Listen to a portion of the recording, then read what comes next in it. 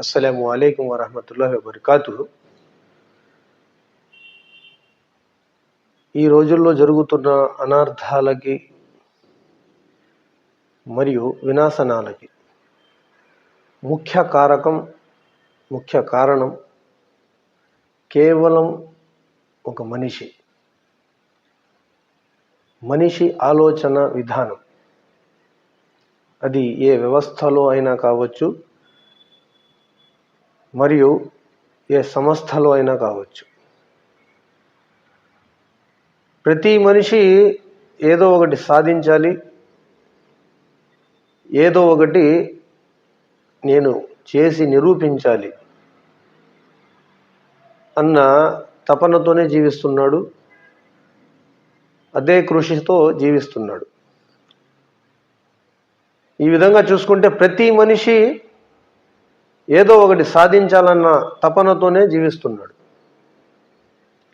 కొంతమంది తన జాతిని మరియు తమ వర్గాలను అభివృద్ధి చేసుకోవాలని, మరికొందరు కుటుంబం మరియు నా కుటుంబ పరువు ప్రతిష్టను కాపాడుకొని నా కుటుంబానికి, నా కుటుంబ సభ్యులకి ఒక మంచి పేరు తేవాలని, మరికొందరు ఈ దేశాన్ని ఉద్ధరించాలని, ఈ దేశాభివృద్ధి కోసం, ఈ దేశ ప్రజల సంక్షేమం కోసం అని కొందరు ఎవరేమైపోతే నాకేంటి, ముందు నేనేంటి అన్నది నిరూపించుకోవాలి అని ప్రతి మనిషి ఏదో ఒక తపనతోనో ఏదో ఒక లక్ష్యంతోనో జీవిస్తున్నాడు. ఈ లక్ష్యం అందరిది ఒకటై ఉంటే సమస్య ఉండదు.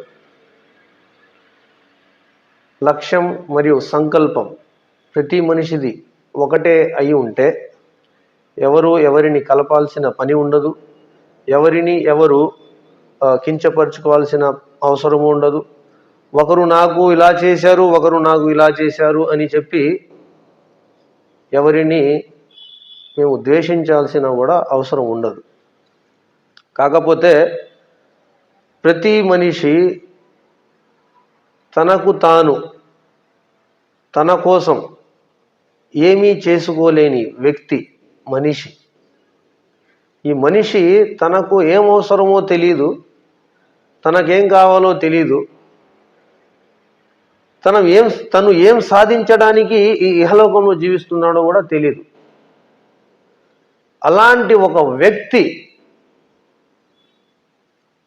ప్రతి వ్యక్తి మనిషి ఏదో చేస్తాడు, ఏదో చెయ్యాలి అని ఎక్స్పెక్టేషన్స్ పెట్టుకోవడమే పెద్ద తప్పు. ప్రతి మనిషి ఇలా అనుకోబట్టే ఇలాంటి అనర్థాలు, ఇలాంటి చాలా జరుగుతున్నాయి. ఏమని చెప్పను, ఒక సంఘం మీదో, లేదా ఒక వర్గం మీదో, లేదా ఒక సంస్థ మీదో, లేదా ఒక వ్యవస్థ మీదో జరిగితే దాని గురించి ప్రస్తావించవచ్చు. దేన్ని వదలట్లా, ప్రతి దాని మీద మతపరంగాను, ధర్మపరంగాను, జాతి పరంగాను, వర్గం పరంగాను,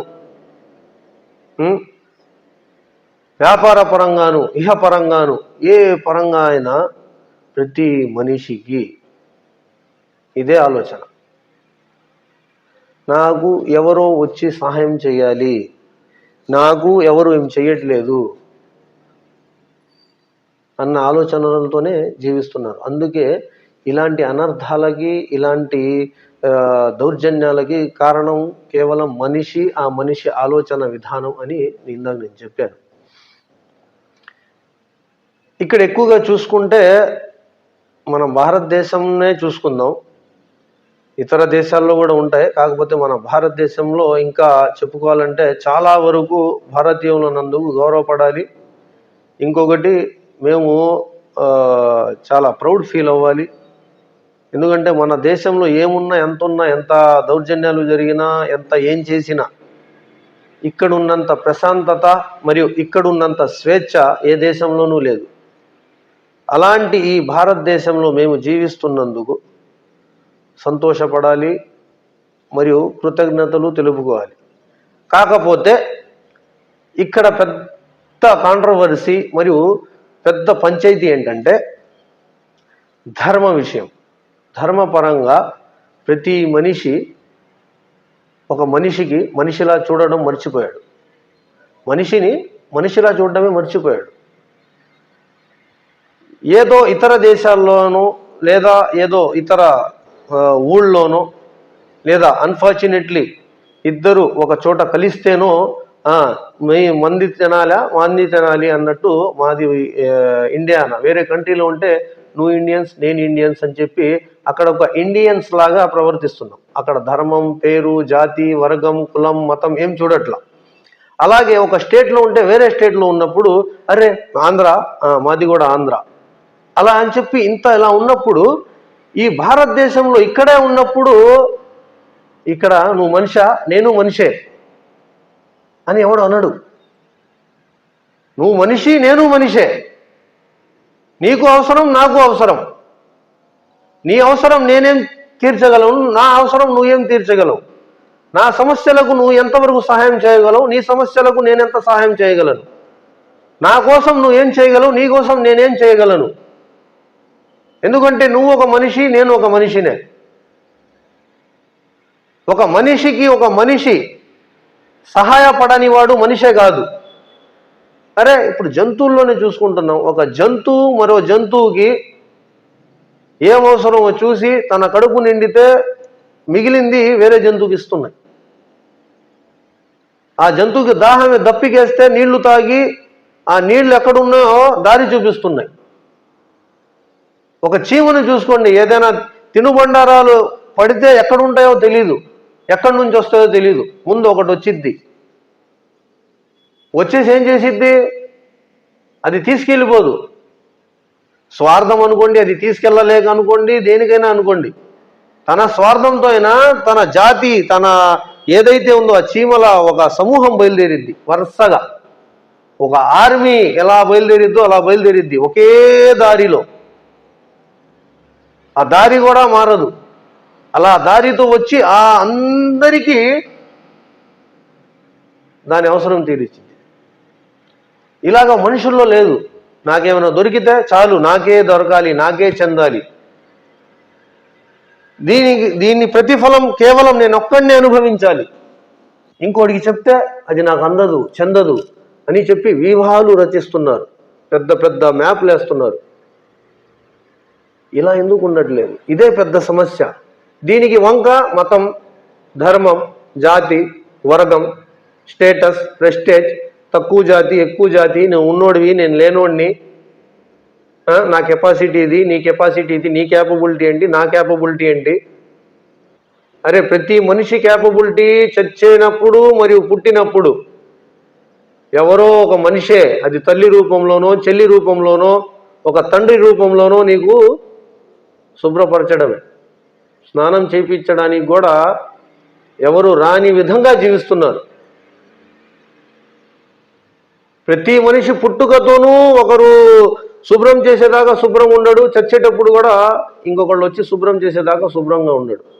ఇది ప్రతి మనిషి క్యాపబిలిటీ. ₹1 ఉన్నంత మాత్రాన ఆడు పుట్టుకతోనే పరిశుభ్రంగా పుట్టడు. ఈ దేశాన్ని పరిపాలించే ఎంత పెద్ద రాజైనా చచ్చిన తర్వాత శుభ్రంగా చావడు.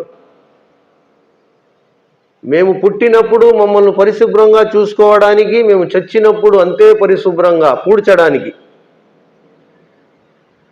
జీవించాలి. పుట్టినప్పుడు పసికందు అని చెప్పి మనిషి అనే ప్రతి వ్యక్తి జాలి చూపిస్తాడు, కరుణ చూపిస్తాడు, ప్రేమ చూపిస్తాడు. చచ్చిన తర్వాత ఈ చూపించాలంటే ఈ పుట్టి మరణించే వరకు ఏదైతే గడువు ఉందో, సమయం ఉందో, ఆ సృష్టికర్త మాకు ఇచ్చిన పెద్ద గిఫ్ట్, గాడ్ గిఫ్ట్ ఏదైనా ఉంది అంటే మనుషులకు సమయం.